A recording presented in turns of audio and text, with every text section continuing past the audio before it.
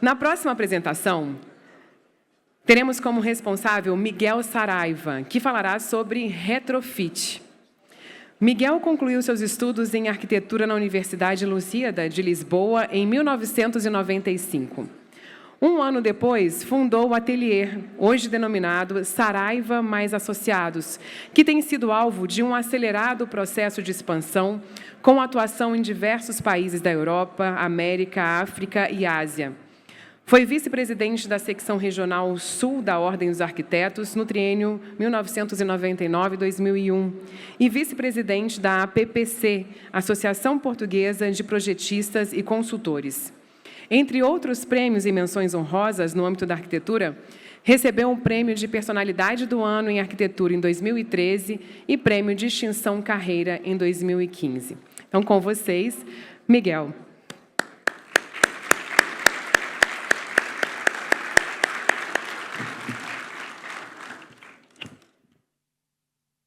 Muito boa tarde, ou ainda fim de bom dia.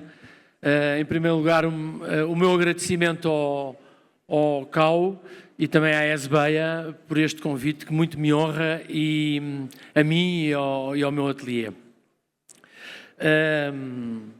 Trouxe dois exemplos de retrofit para partilhar, para criar uma sensibilidade nas pessoas em relação às suas diferentes escalas.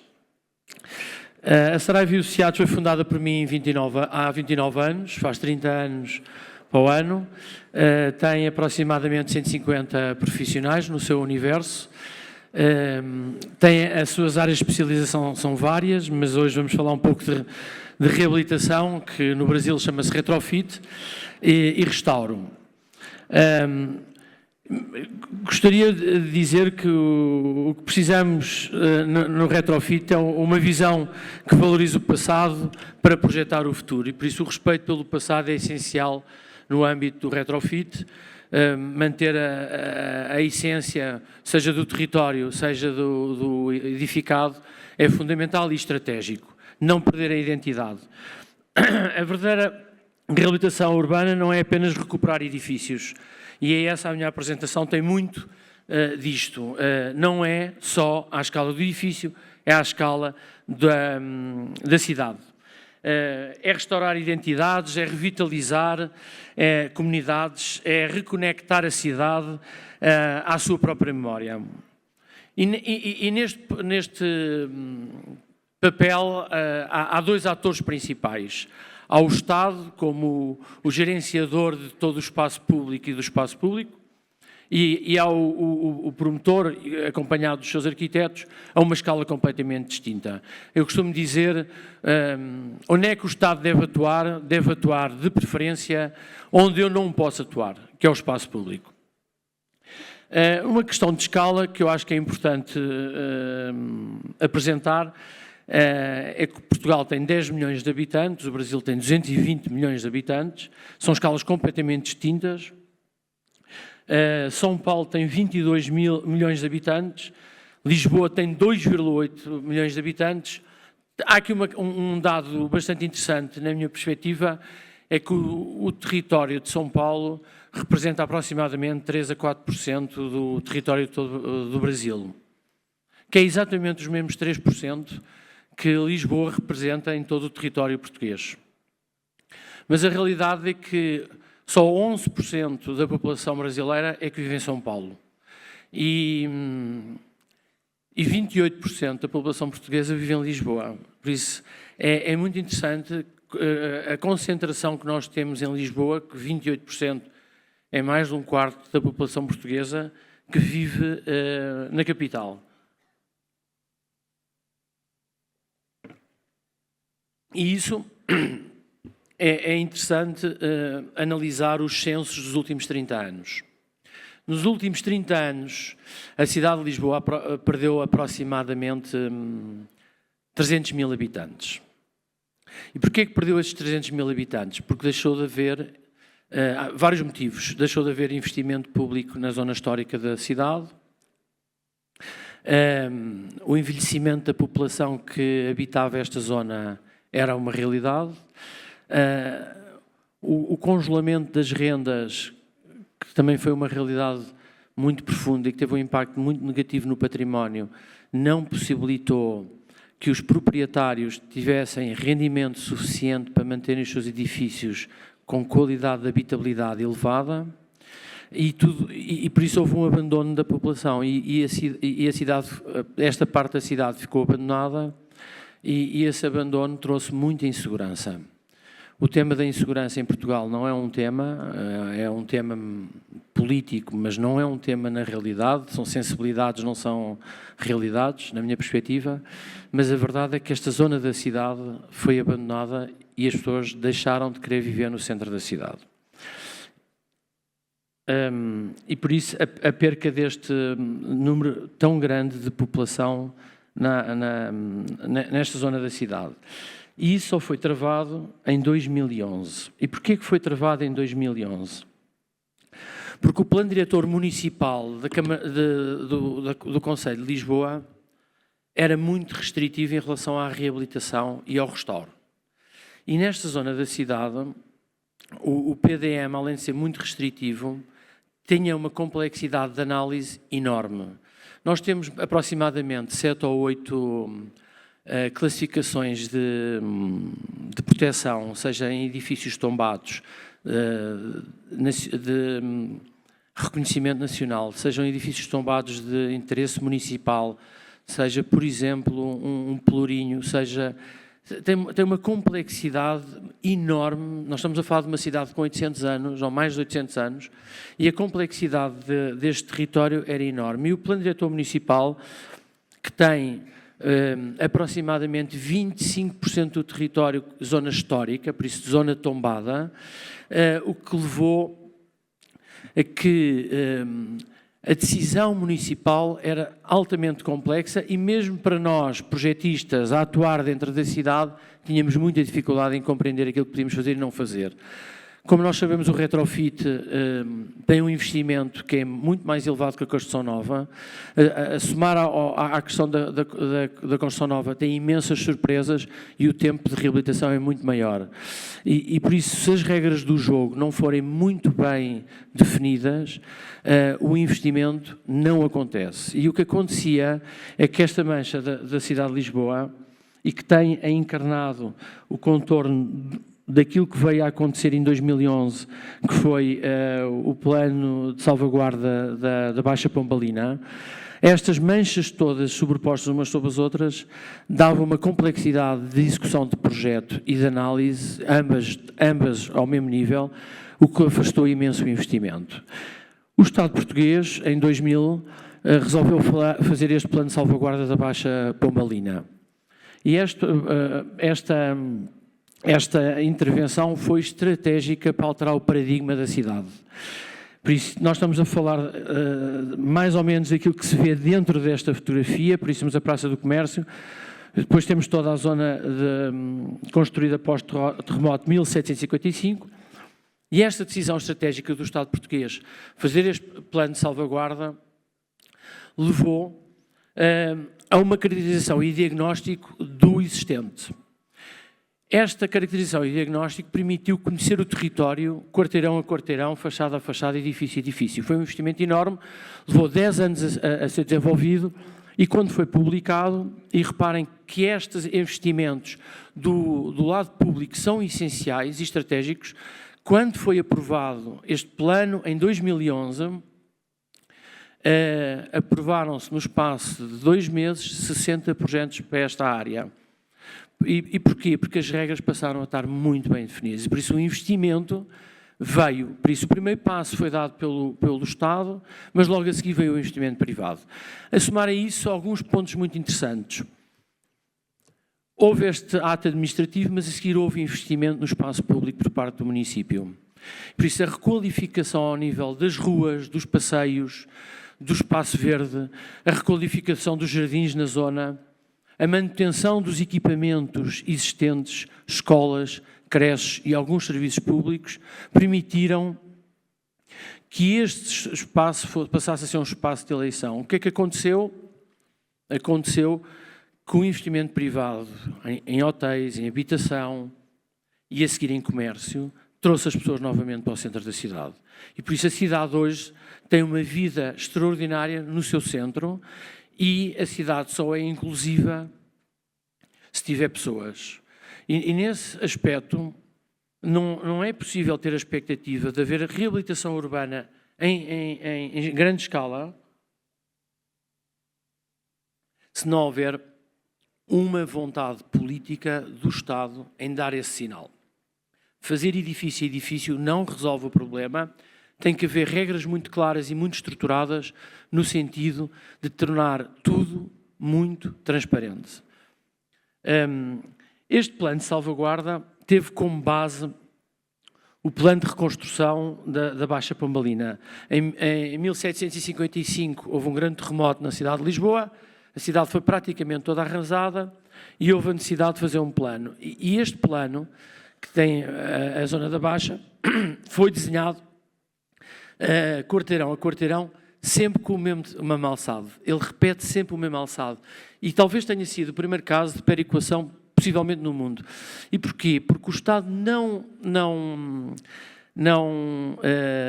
tomou posse dos terrenos privados, fez o desenho e depois foi atribuindo uma proporcionalidade de construção à proporcionalidade do proprietário do terreno. Quase que é um sistema de perequação que foi inventado pelos nórdicos, pelos suecos, e que foi implementado a partir de 1755.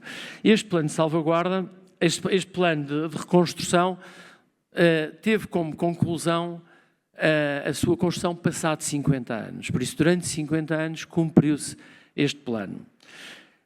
Vou voltar um bocadinho atrás para recordar que nós perdemos praticamente 300 mil habitantes nesta zona e que em 2011, 10 anos depois do Estado português ter decidido fazer o plano de salvaguarda da Baixa Pombalina, travou a saída. E por isso, a partir de 2011, com o plano e com o investimento do privado, a saída da zona centro de Lisboa foi travada.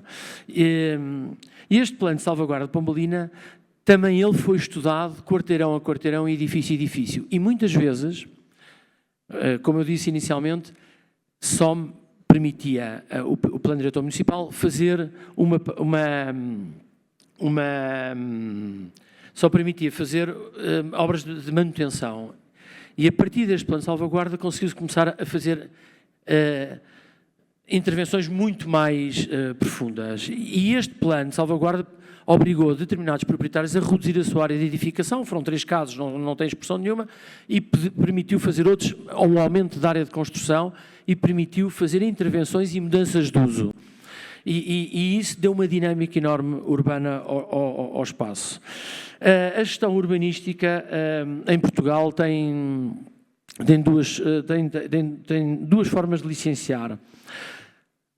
Nas áreas protegidas ou tombadas, como se diz no Brasil, tem que haver um licenciamento submetido ao município, que é remetido, por sua vez, ao Estado Central, ao Ministério da Cultura, o qual o seu parecer é vinculativo. Quer isto dizer que nós não podemos obter uma licença de construção na área da reabilitação sem ter o parecer da Cultura.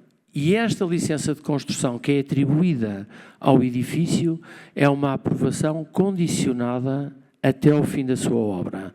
Por isso é a única forma que o Estado encontrou, e bem, garantir aquilo que é desenvolvido a nível de projeto e submetido e licenciado e que vai do princípio ao fim. A outra forma de licenciar, que é fora das zonas históricas, é uma comunicação prévia. E eu pus faço esta abordagem porque eu acho que é muito importante a valorização do papel do arquiteto na sociedade, mas para isso nós temos de ter mais responsabilidade. E por isso, quando nós submetemos um projeto de licenciamento, onde submetemos um desenho técnico de rigor, com um termo de responsabilidade, nós temos de ter a certeza daquilo que estamos a fazer e não podemos estar à espera do papel confortável da Prefeitura, que nos dá um conforto em relação àquilo que queremos fazer. É evidente que também para isto é preciso haver uma clarividência em termos legais. Não é possível, e da minha experiência aqui no Brasil e em Portugal e em outras geografias, o quadro legal é tão complexo e tantas vezes conflituoso entre ele, que é quase impossível garantir a alguém, e pelo menos deste lado com bom senso, que um projeto submetido com um termo de responsabilidade, responde legalmente a tudo. Mas a verdade é que eu acho, e termino esta parte, eu acho que a responsabilidade parte da nossa profissão para a sociedade e não da sociedade para nós. E por isso, esta forma de licenciar que foi enquadrada há 1 ano e meio em Portugal, veio tornar mais claras as regras de jogo, mas também veio tornar mais responsável o nosso ato de projetar, que é muito importante. E por isso, nas foras das áreas tombadas, nós podemos licenciar praticamente com um projeto e um termo de responsabilidade. Isso acho que era importante fazer essa referência. Como eu disse, o parecer é obrigatório da cultura, a legislação é específica para as áreas, os projetos têm que ter muito maior detalhe, como vamos ver à frente, a fundamentação é essencial a nível da arquitetura, e depois há uma série de trabalhos complementares que eu também vou caracterizar um pouco mais à frente e que são essenciais. A execução da obra não é uma parte integrante do projeto na reabilitação. O processo de intervenção em edifícios tombados ou em zonas tombadas é um processo em continuidade que nasce no estudo prévio e termina no último dia de obra.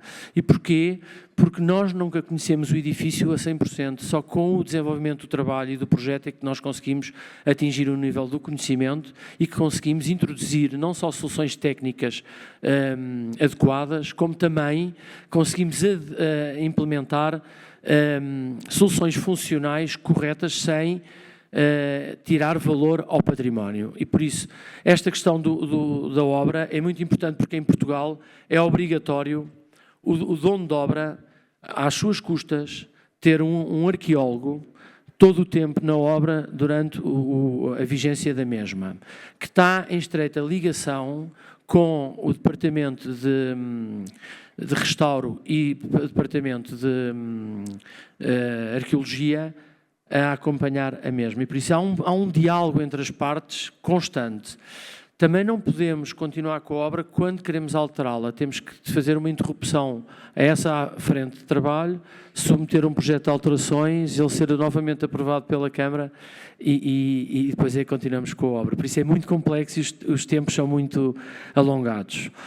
Num projeto que eu desenvolva a nível da reabilitação de um edifício, começo sempre por um estudo de viabilidade. Esse estudo de viabilidade é o meu cliente identifica uma oportunidade, essa oportunidade é um edifício com determinadas características e ele quer colocar lá um uso e uma funcionalidade. Por isso, este estudo de viabilidade inicial é essencial para viabilizar o adquirir ou não do imóvel. Mas para isso é preciso não só ter um forte conhecimento do território, do edifício, da sua parte legal, mas também saber se é possível ou não que uma determinada função se adapta a um edifício existente.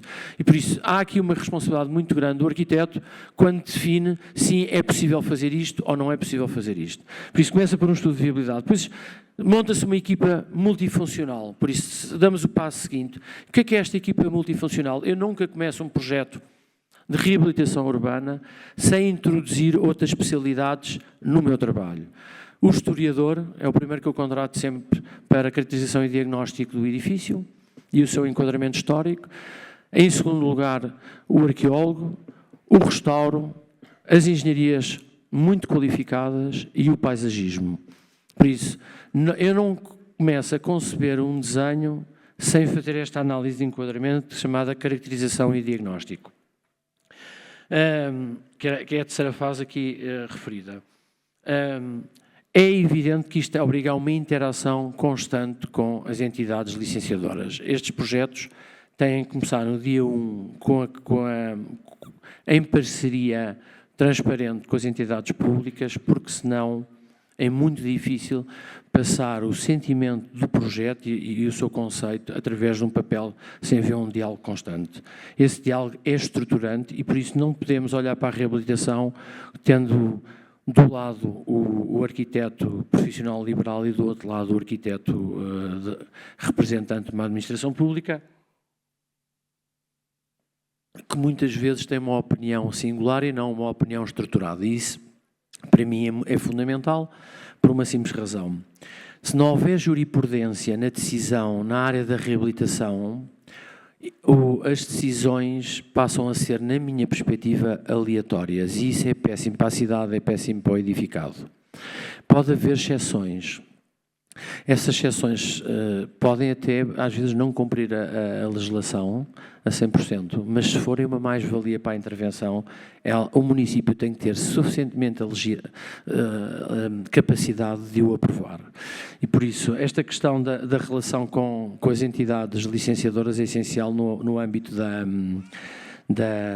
do desenvolvimento de um projeto de retrofit. E depois temos a obra, como eu disse, a obra é um momento também muito conceptual de acompanhamento e que obriga a uma presença constante de todos os técnicos. Eu trouxe um exemplo, que é o Palácio do Machadinho, que se situa na Lapa, numa das zonas nobres da cidade, que também ela tem um plano de salvaguarda, por isso é encarnado ao plano de salvaguarda que eu falei inicialmente da Baixa Pombalina, depois tenho o plano de urbanização da Avenida da Liberdade, que tem esta configuração, que também veio a estabilizar muito em termos de licenciamentos e de qualidade de desenho da arquitetura dos edifícios de uma forma muito interessante. E depois temos o Palácio Machadinho, mais a poente, numa zona histórica de grande sensibilidade e que tem-se vindo a regenerar também com base num plano muito bem estruturado e onde toda a gente sabe as regras e o que é que pode fazer e não fazer, e onde a especulação imobiliária não é tão ativa porque as regras estão em cima da mesa e por isso as expectativas estão lá, só não vê quem não as quer, e por isso é muito importante, até para a paz do desenvolvimento do projeto. Os projetos precisam de paz, precisam de tempo, e isso é essencial. O Palácio do Machadinho remonta ao século XVII, é um retrofit de uma grande complexidade, obriga a um grande conhecimento técnico. Este palácio teve outras funções, começou por ser habitação, depois foi uma escola, depois foi um serviço público da Câmara Municipal de Lisboa e voltou a ser habitação. Em Portugal havia um preconceito enorme sobre a transformação de edifícios tombados em outros usos. Por isso, o edifício tombado era, por norma, um hipotético museu ou um espaço expositivo. E houve um passo de maturidade muito grande na minha perspectiva, que eu acho que é um bom exemplo para o mundo.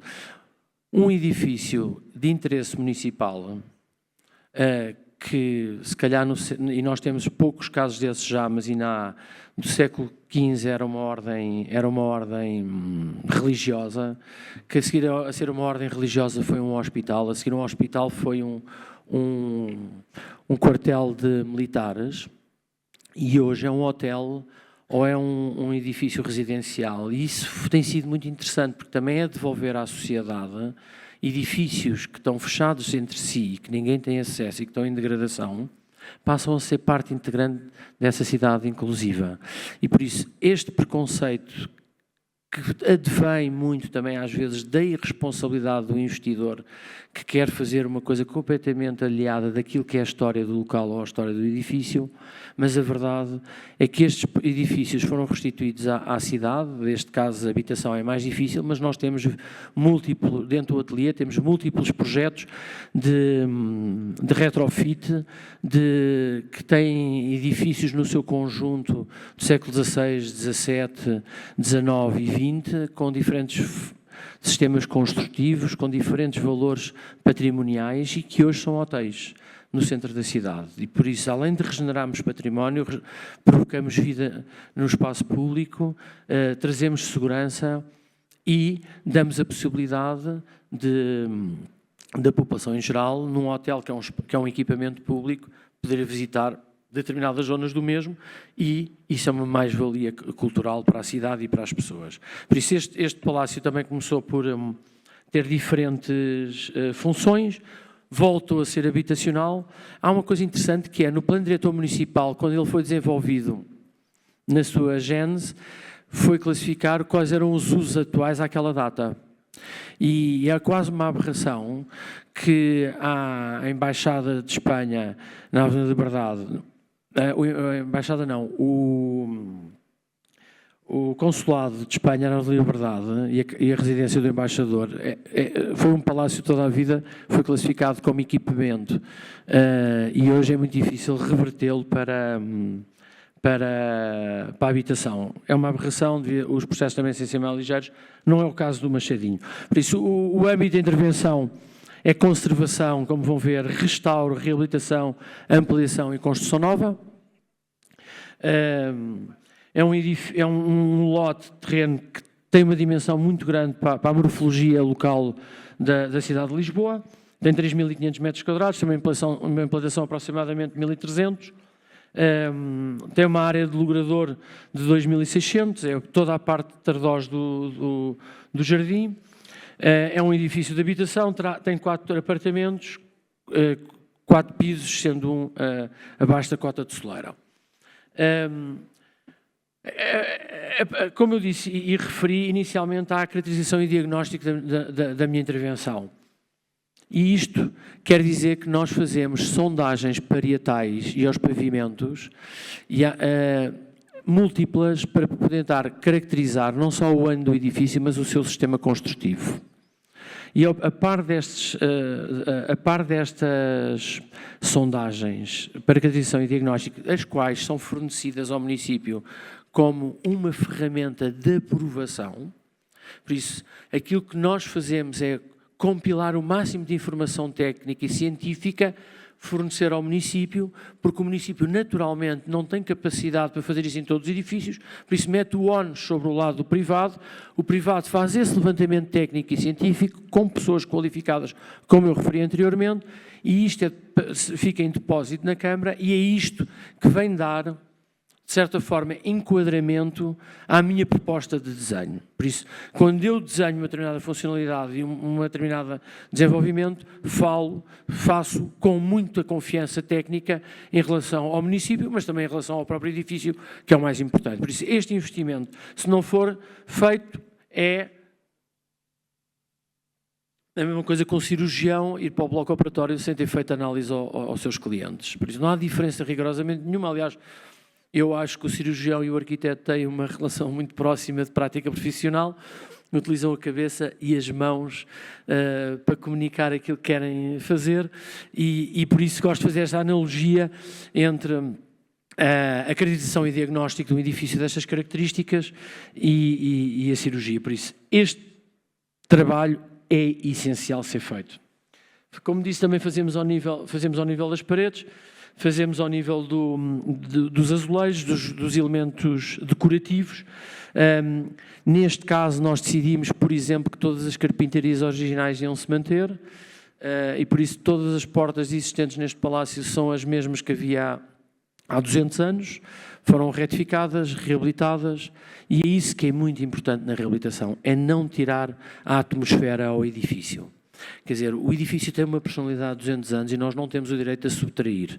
Além disso, aquilo que nós queremos é entrar num edifício destes e ele ter na sua gênese aquilo que tinha há 200 anos. Eu acho que a reabilitação, na minha abordagem, tem que ser uma abordagem silenciosa. Quer dizer, nós por vezes apetece-nos fazer algo mais egoísta. Nós somos criadores, nós somos pensadores, nós gostamos de pôr o nosso crivo na obra, mas eu acho que na reabilitação é muito importante e muito estratégico fazê-lo de uma forma silenciosa, respeitando o património e as suas atmosferas. Este é um caso interessante porque nós temos uma construção que tem um sistema de gaiola que foi praticamente inventado a seguir ao terremoto de 1755, a estrutura é maioritariamente alvenaria de pedra na sua periferia, alguma alvenaria de pedra interior, pois são estruturas de madeira em cruzeta e depois os pavimentos são quase todos em madeira. Neste caso aqui não foi possível aproveitar os pavimentos existentes, estavam bastante degradados, foi a única coisa que não ficou com grande pena minha do edifício, a não ser no piso térreo que mantivemos o lajedo existente e que foi todo tratado, algum dele retirado, reabilitado e reposto. Por isso, esta questão da acreditação e diagnóstico também a nível dos pavimentos é essencial, até porque é uma forma muito interessante também reconhecer qual é a estrutura original do edifício e como é que ele trabalha. Lisboa é um território altamente sísmico, nós sempre fazemos estas intervenções, temos que reforçar a qualidade sísmica do edifício, isso é muito intrusivo, é muito complexo, é quase um negócio, mas é um negócio de segurança. E isso, a questão do fogo, a questão da segurança contra incêndio, por isso as engenharias são muito intrusivas, têm uma tendência enorme, de uma forma cega, para responder à legislação, subtrair valor arquitetónico existente ao edifício. É preciso haver engenharia com muita qualidade, com muita inovação. Sem ela, o património também será subtraído da sua qualidade. Este território tem no seu logrador um jardim desenhado pelo arquiteto paisagista Gonçalo Ribarteles, no século XX. No próprio século XX, ele foi classificado de interesse municipal e por isso nós tivemos que manter exatamente a sua geometria, o seu desenho romântico, e não podemos alterá-lo, nem podemos edificar qualquer peça de construção no mesmo, por isso o seu desenho original. Todo o processo começa com o levantamento do existente. Este levantamento é feito por um profissional certificado, não pode ser feito por mim simplesmente. É contratado um topógrafo que faz o levantamento topográfico e o levantamento arquitetónico. É objeto onde temos responsabilidade, ele é o responsável por aquilo que está lá, não há discussão. A base cartográfica da Câmara Municipal de Lisboa é muito boa, remonta a 1700. É evidente que quem analisa e caracteriza um projeto destes tem que ter a noção que a cartografia tinha um rigor muito diferente daquela que tem hoje.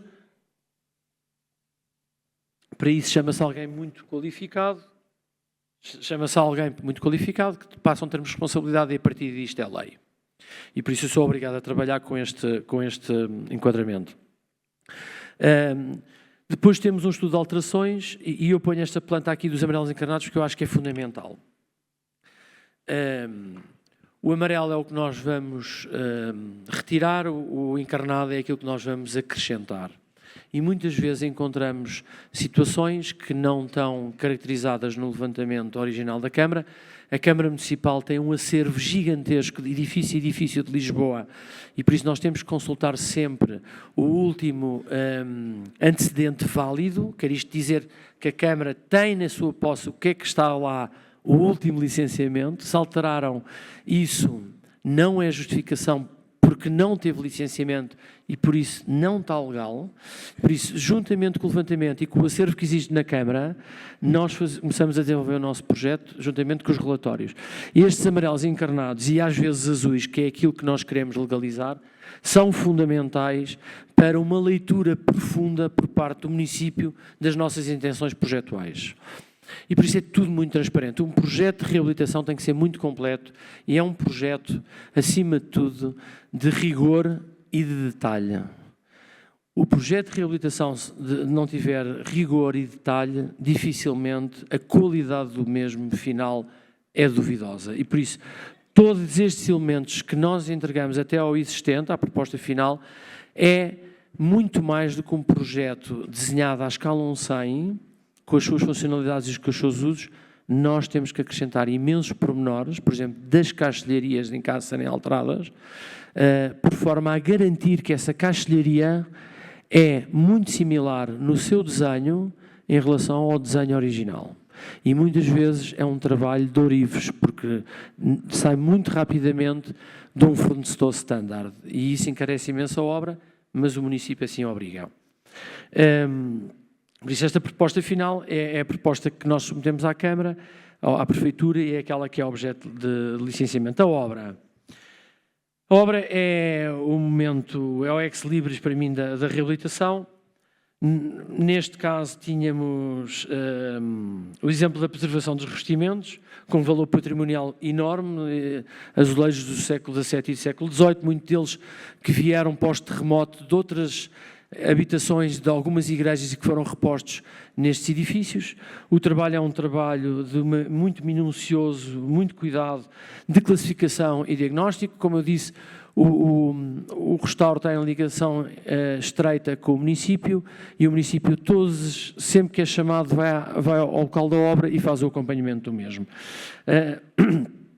Os tetos que levaram 2 anos a ser reabilitados os tetos que levaram 2 anos a ser reabilitados por uma equipe especialista, que foi quase uma obra dentro da própria obra e que seguia. Estes tetos são todos em castão, é muito visível no do lado esquerdo, na imagem do lado esquerdo dos castões. Isto é o piso já da cobertura, parte dela também foi ocupada com residencial, mas há uma parte periférica onde estes tetos se localizam, onde tiveram um trabalho, 2 anos, 2 anos e meio, teto a teto, milímetro a milímetro.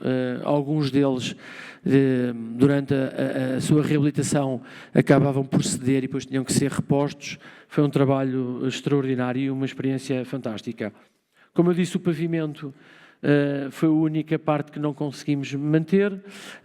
A parte toda de rebocos com base em cal, para tentar restituir ao máximo não só a identidade interna dos compartimentos, mas também para que ele trabalhasse e trabalha de uma forma térmica, de uma forma correta com a estrutura existente de base do próprio edifício. E aqui começamos a ter um pouco o que é o antes e o depois, e o que é que foi acontecendo ao nível do envolvimento do edifício e dos seus interiores. As perspectivas são idênticas. O trabalho dos tetos, a limpeza das pedras originais, a reposição. Nós retirámos quase 80% dos azulejos e retificámos 80% e voltámos a recolocá-los. Por isso, o levantamento fotográfico é essencial para o desenvolvimento destes trabalhos. Reparem a diferença só da limpeza da pedra, uma coisa talvez do menos complexo que tinha a obra e que restitui uma alma, uma atmosfera e um bem-estar ao próprio edifício. Por isso, às vezes, estas reabilitações, com não tão grande investimento, podem-se recuperar edifícios extraordinários e devolvê-los à cidade e devolvê-los às pessoas. E com a dificuldade que nós temos hoje de terem habitação nova, por questões de planos diretores municipais que estão esgotados na sua capacidade construtiva territorialmente, e por isso não há construção nova, e por isso nós temos a obrigação de fazer bons trabalhos para devolver partes da cidade à população e, aproveitando deste déficit que temos a nível de habitação, podermos introduzir mais pessoas dentro da cidade e das zonas históricas. Só assim é que elas vão ter muita segurança e serão inclusivas. O exemplo do pátio exterior, isto foi uma obra que durou 3 anos, este caso levou 2 anos e pouco a licenciar de tempo, por isso, desde que submetivemos a nossa proposta de arquitetura à Câmara, até obter a licença provisória, volto a reafirmar isso, provisória de construção, foram 2 anos e meio. A obra levou praticamente 3 anos e meio a ser desenvolvida e foi restituída à sua essência original. Por isso, eu acho que a intervenção tem que ser silenciosa, tem que ter uma responsabilidade civil muito grande, tem que se ter a capacidade de, às vezes, nos subtrair ao edifício, mas a verdade é que é um trabalho altamente técnico, é quase um trabalho de limpeza, restauro e reabilitação tudo ao mesmo tempo. E pronto, e criaram-se estas atmosferas únicas. Isto é um edifício de alto padrão, isso é uma coisa que está a acontecer um pouco nos centros históricos, é que os centros históricos em Portugal foram abandonados, desconsiderados, e depois houve o tal investimento público no espaço público e depois começaram a vir os privados. E a verdade é que quando as cidades começaram a ser reabilitadas, derivado do preço de aquisição dos imóveis, somando o preço muito elevado, uma obra destas custa 4.000 euros por metro quadrado de construção. Tudo somado, levou a que estes edifícios, sejam estes mais classificados, sejam outros de arquitetura de acompanhamento, é que a população portuguesa hoje tem muita dificuldade em adquirir um imóvel ou um apartamento nestas áreas, mesmo com fortíssimos incentivos fiscais. Há imensos incentivos fiscais e muito reais, por exemplo, o IVA na reabilitação em Portugal é 6%, mas na construção nova é 23%. Por isso há, na realidade, incentivos fiscais muito interessantes que motivam o investimento para dentro da cidade. E tem um acrescento também muito interessante, é que quem compra um apartamento num edifício reabilitado fica 5 anos isento de pagar taxas sobre o património. E por isso não é só dado o benefício fiscal ao promotor imobiliário, ao incorporador, é sim também a quem vai habitar. E isso torna o local muito mais democrático. Mas aquilo que nós temos vindo a sentir é que ele cada vez é democrático nos seus usos, mas não é democrático nos estratos sociais que coabitam. E por isso, quem está a voltar para estas zonas é um padrão alto. E eu acho que o grande esforço agora, final, para ocupar estas áreas, é o Estado ter a capacidade de fazer uma análise do seu património dentro destas áreas tombadas e parte delas serem reconvertidas em habitação acessível ou de renda acessível, para que nós tenhamos uma mescla social dentro destas zonas.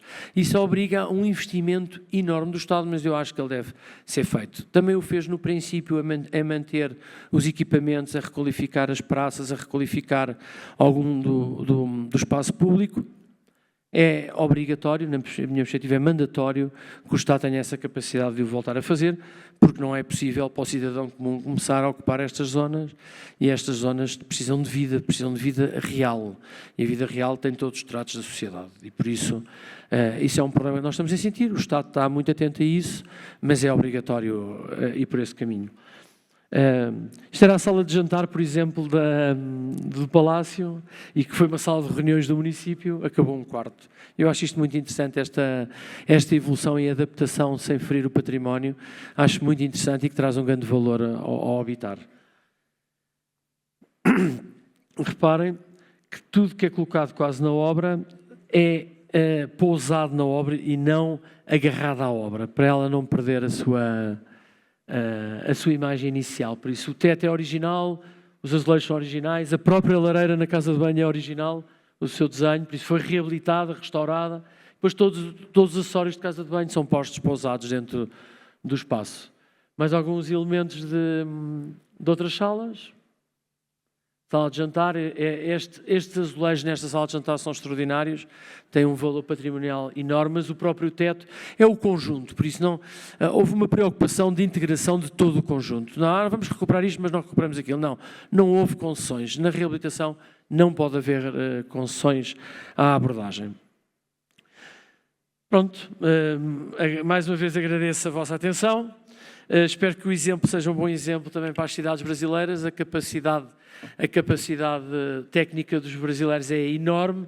O ateliê tem 30%, como eu disse, de estrangeiros, alguns deles brasileiros altamente qualificados, gente muito boa, muito focada, muito comprometida e por isso nós às vezes contamos no nosso país, apesar deste ser gigante e rico, ao contrário do nosso que é pequeno e pobre, tem um povo extraordinário, com uma cultura extraordinária, com uma história extraordinária, e isso é muito visível nas pessoas, e eu sinto isso diariamente no meu ateliê, que tenho 8 ou 9 arquitetos brasileiros de capacidade extraordinária. Muito obrigado mais uma vez e parabéns pela vossa organização.